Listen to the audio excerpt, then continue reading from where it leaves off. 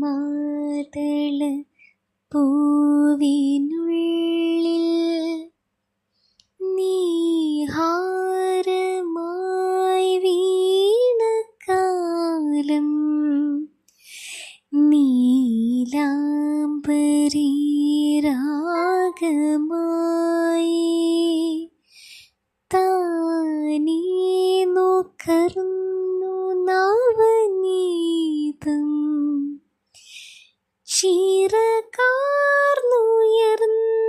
വാനിൽ മനമുയലാടിയ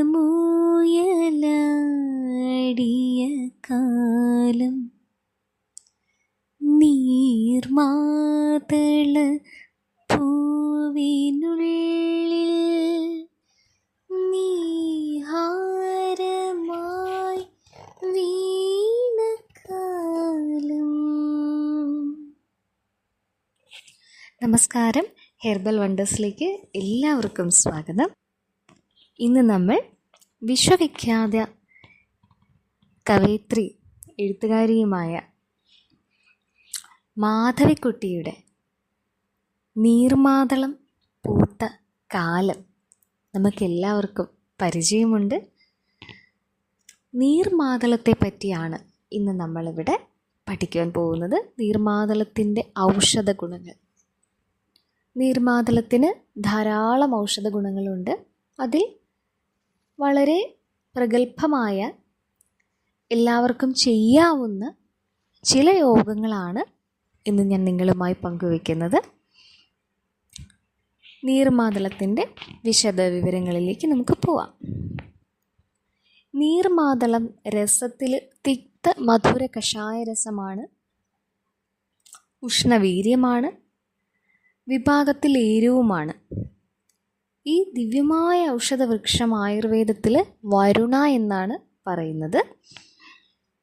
നീർമാതളത്തിൻ്റെ ഇല ഇടിച്ചു പിഴിഞ്ഞത് 10 മില്ലി ചാറെടുത്ത് പകുതി തേങ്ങാപ്പാലും ശുദ്ധമായ പശുവിൻ നെയ്യും ചേർത്ത് കഴിക്കുകയാണെങ്കിൽ വാതത്തിൻ്റെ ആദ്യഘട്ടങ്ങളിൽ വലിയ ആശ്വാസം ലഭിക്കും. വാതവേദനകൾ ശമിക്കുവാൻ തുടക്കത്തിൽ തന്നെ ഇത് ചെയ്യുകയാണെങ്കിൽ ഈ വാതവേദനകൾ മൂർച്ഛിക്കാതെ സുഖം പ്രാപിക്കുന്നതാണ്. നീർമാതളത്തിൻ്റെ പട്ടയും ഇലയും കൂടെ അരച്ച് ഇതുപോലെ വാതസംബന്ധമായ പ്രശ്നങ്ങളിൽ നീർക്കെട്ടുകൂടെയുള്ള സന്ദർഭങ്ങളിൽ ഉപയോഗിക്കാം.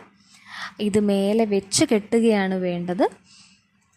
ഏകദേശം ഒരു 1 മുതൽ 2 മാസം വരെ ഈ ഒരു ചികിത്സാരീതി തുടരേണ്ടതാണ്. അപ്പോൾ നീർക്കെട്ട് നിശേഷമായി മാറുന്നതാണ്. ഇനി നീർമാതളത്തിൻ്റെ വേരിലെ തൊലി ചീന്തിയെടുത്ത് അത് കഷായം വെച്ച് 25 ml എടുത്ത് കല്ലുപ്പും കായവും ചൂടാക്കി പൊടിച്ച് ലേശം വീതം മെമ്പൊടിയാക്കി, ലേശം എന്ന് പറയുമ്പോൾ ഒരു 2-3 ഗ്രാം മാത്രം മതിയാകും. കാലത്തും വൈകിട്ടും ആഹാരത്തിന് മുൻപ് എന്ന് പറയുമ്പോൾ ആഹാരത്തിന് 1 മണിക്കൂർ മുൻപെങ്കിലും സേവിക്കാൻ ശ്രദ്ധിക്കുക. അങ്ങനെ കഴിച്ചാൽ എന്താണ് ഫലം? മൂത്രത്തിൽ കല്ല് ഇളകിപ്പോകുന്നതായിരിക്കും. നീർമാതളത്തിൻ്റെ വേരിലെ തൊലിയും പഴയ മുതിരയും കല്ലൂർവഞ്ചി വേരും ചെറുളയും കൂടി കഷായം വെച്ച് ഇടയ്ക്കിടയ്ക്ക് സേവിക്കുകയാണെങ്കിൽ ഈ പറയുന്നത് പോലെ തന്നെ മൂത്രത്തിലുള്ള കല്ലും പോകും. അതുപോലെ നമ്മളുടെ വൃക്കയിലുള്ള കല്ലുകൾ, ഈ മൂത്രത്തിലുള്ള കല്ല് എന്ന് ഉദ്ദേശിക്കുന്നത് മൂത്രസഞ്ചിക്ക് താഴെ, മൂത്രസഞ്ചിയിൽ ആ ഒരു ഓപ്പണിങ് തുടക്കത്തിൻ്റെ അവിടുന്ന് പിന്നെ അങ്ങോട്ടുള്ള ഭാഗത്ത് എവിടെയെങ്കിലും കല്ലുകൾ തടഞ്ഞിരിപ്പുണ്ട് എങ്കിൽ അതും മാറും. അതുപോലെ വൃക്കയ്ക്കുള്ളിൽ ഉള്ള കല്ലുകളുണ്ട്, ആ കല്ലുകളും മാറിക്കിട്ടുവാൻ ഈ ഒരു ഔഷധയോഗ്യം വളരെ നല്ലതാണ്. നീർമാതളത്തിൻ്റെ വേരിലെ തൊലി ചീന്തിയതും അതിന് സമമായി തഴുതാമയുടെ വേരും കൂടി കഷായം വെച്ച് 25 ml വീതം രാവിലെയും വൈകിട്ടും സേവിക്കുകയാണെങ്കിൽ ഇടുപ്പെല്ലിൻ്റെ ഭാഗത്തുണ്ടാവുന്ന നീർക്കെട്ടും അതുപോലെ തന്നെ വൃഷ്ണ വീക്കവും സ്ഥാന അർബുദം എന്നിവയ്ക്കും വളരെ നല്ലതാണ്. ഇത് അരച്ച് ലേപനം ചെയ്യുന്നതും ഇത്ര തന്നെ ഫലം ചെയ്യുന്നതാണ്. രണ്ടും ഒരുമിച്ച് ചെയ്യാൻ പറ്റിയാൽ അതിവിശേഷം.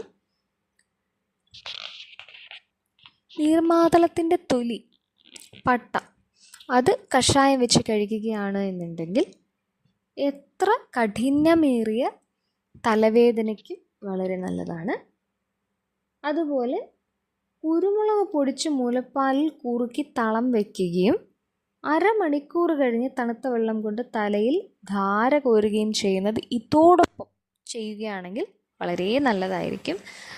അതിയായ തലവേദന കൊണ്ട് ബുദ്ധിമുട്ടുന്നവർ, വളരെ കാലപ്പഴക്കം ചെന്നവരൊക്കെ ഈ ഒരു തളവും കൂടി ചെയ്യുന്നത് വളരെ നല്ലതായിരിക്കും.